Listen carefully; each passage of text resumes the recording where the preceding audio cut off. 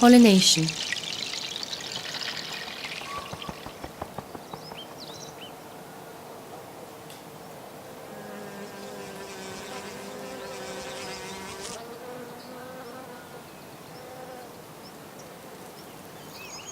Pollination is the way in which a large number of plants reproduce.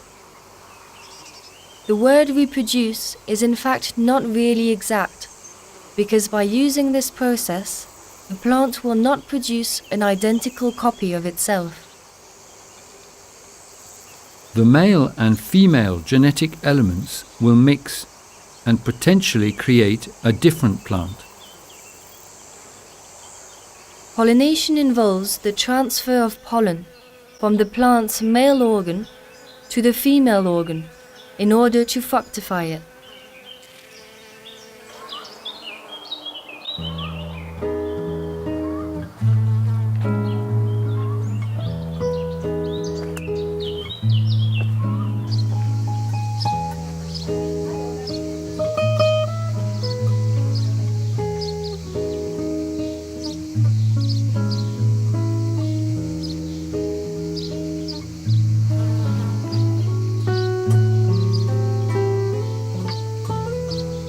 The stamen is the male part of the flower.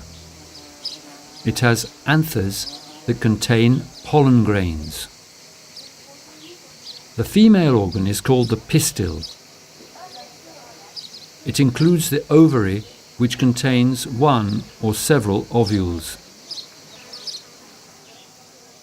When they are fertilized by pollen, the ovules develop into seeds, and the ovary becomes, in this case, a pepper.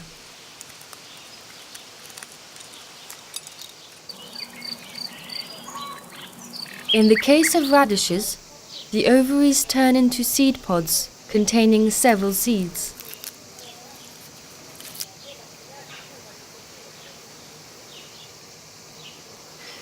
The vegetable plants intended for the production of seeds have different kinds of flowers. Many of them are hermaphrodite, which means that they have both the male and female organs in the same flower.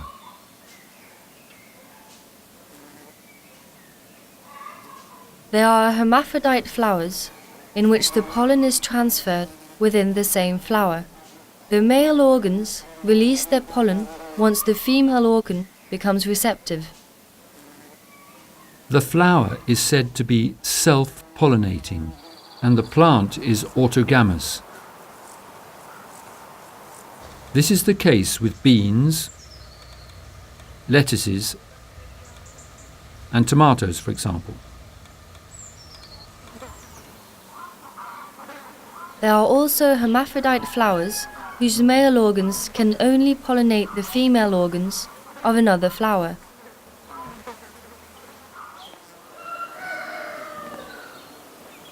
Sometimes, the male organ can only pollinate the female organ on a flower of a different plant.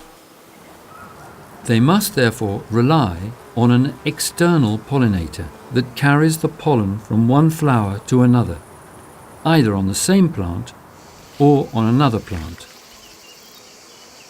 We call this cross-pollination, and the plants are said to be allogamous.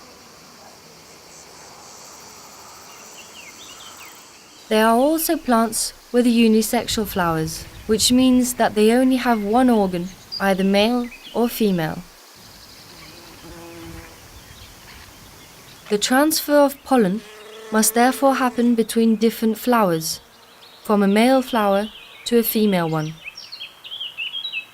The pollination is also crossed, and the plants allogamous.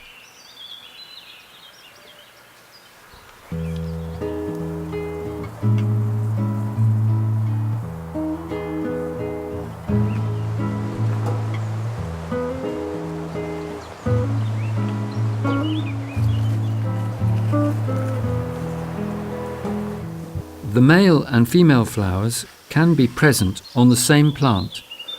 This is the case with cucumbers and corn, for example.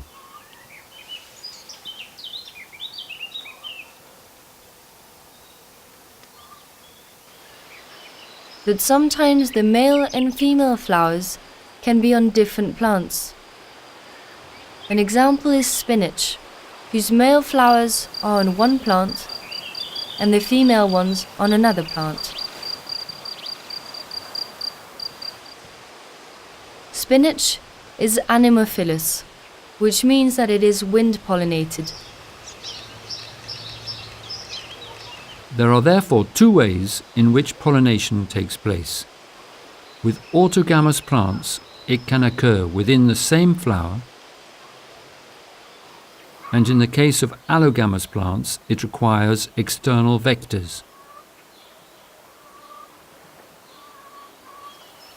Some species can, however, combine the two forms of pollination. For example, in certain climatic conditions, the tomato, which is generally considered to be autogamous, can become allogamous. In very hot weather, the female organs come out of the calyx and receive pollen from other flowers.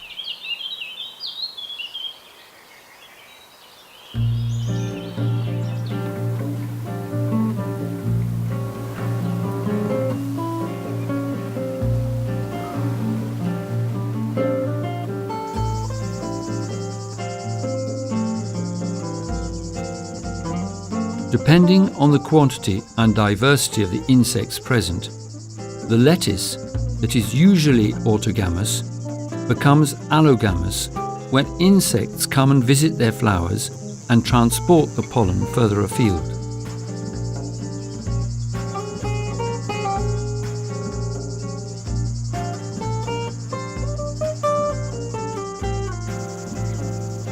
Environmental conditions and the presence of other flowers in or near the garden will have an influence on the activity of insects and therefore on the pollination of the flowers of the plants you are growing for seed production.